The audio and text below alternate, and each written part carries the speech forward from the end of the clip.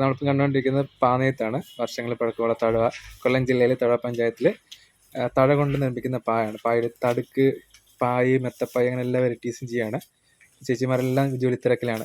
ഇതിപ്പോൾ എന്താ ചേച്ചി ചെയ്തുകൊണ്ടിരിക്കുന്നത്? പായ ചെയ്തുകൊണ്ടിരിക്കുകയാണ്.